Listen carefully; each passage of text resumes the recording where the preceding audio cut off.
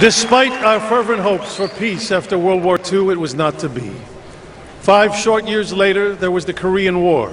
Then in the 60s, we began fighting a different kind of war in Vietnam.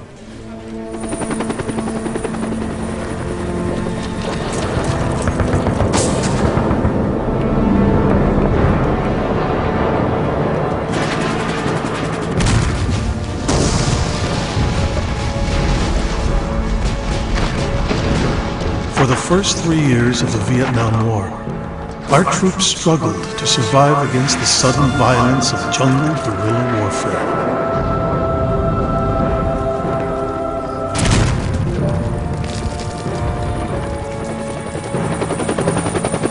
Then on January 30th, 1968, North Vietnamese and Viet Cong launched a surprise attack on more than 100 cities and towns in South Vietnam.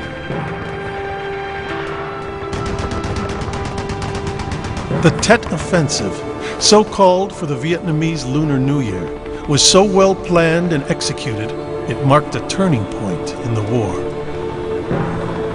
One of the young men who fought in the Tet Offensive was 19-year-old Specialist 4th Class Richard Githens. Soon after Tet, he began marking time until he could go home and meet his newborn daughter, Yvette Michelle. What happened to Richard Githens would have a lifelong impact on his daughter. Here to share Michelle Bao's story, please welcome the gifted actress and a star of Criminal Minds, A.J. Cook. I never met my father. I was just 3 months old when he was killed in Vietnam. When I was 5 years old, my mom and stepdad sat me down at the dining room table, brought out a big box of stuff, and told me that my stepdad was not my real dad. For the next 15 years, all I knew about my father was in that box. If I asked any questions, my mom would get too emotional. I felt like half of who I was missing, and there was this big hole inside of me. I felt like a freak. No other kid in town had lost a parent to war. I became the queen of what-ifs. What if my dad hadn't died? Everything would have been different. I turned Richie Githens into a perfect fantasy hero. By the time I turned 19, the age my father had been when he was killed, that big hole was filling up with a lot of fear and anger. I couldn't bear the thought of living the rest of my life never knowing who he was. Then fate intervened in a person of a Vietnam vet named Chuck Gregoire. To share Chuck Gregoire's story, Gary Sinise. I met Richie Githens soon after I arrived in Vietnam in 1968. We dug our sleeping and fighting holes together. We swapped stories, we drank and laughed together. We were like brothers. We watched each other's back. In May, all hell broke loose, and we were airlifted onto a beach in the South China Sea. There was a lot of fire going on, shooting, killing all night long. The next morning, we did a sweep of the area.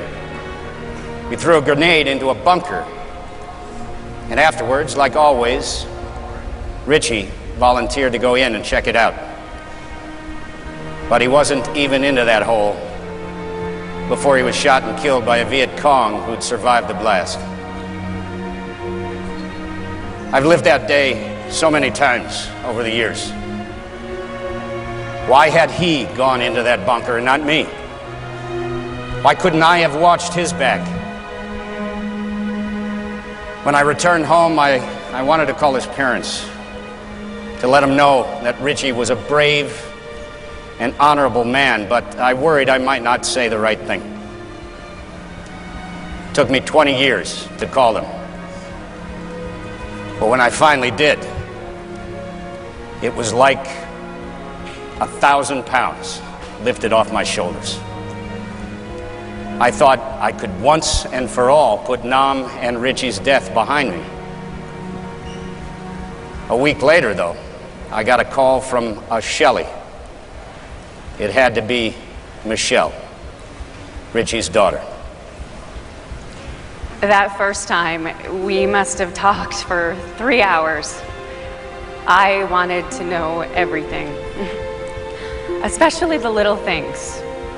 My dad's favorite aftershave lotion, his jokes, how he always stole his favorite sea rations, peaches and pound cake. The more Chuck shared with me, the more Richie Githens wasn't a fantasy anymore. He'd been a real flesh and blood person.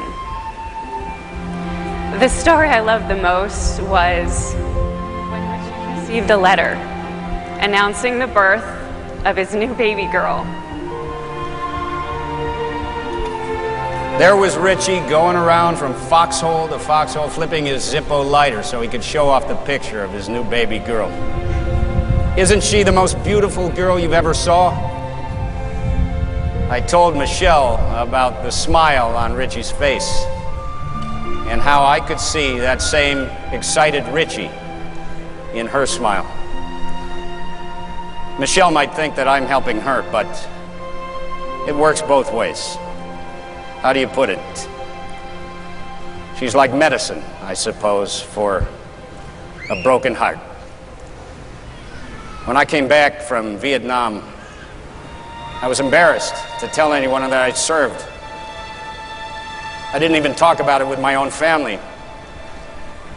But there have been times when you still just sit and cry. Crazy things trigger it, like a smell.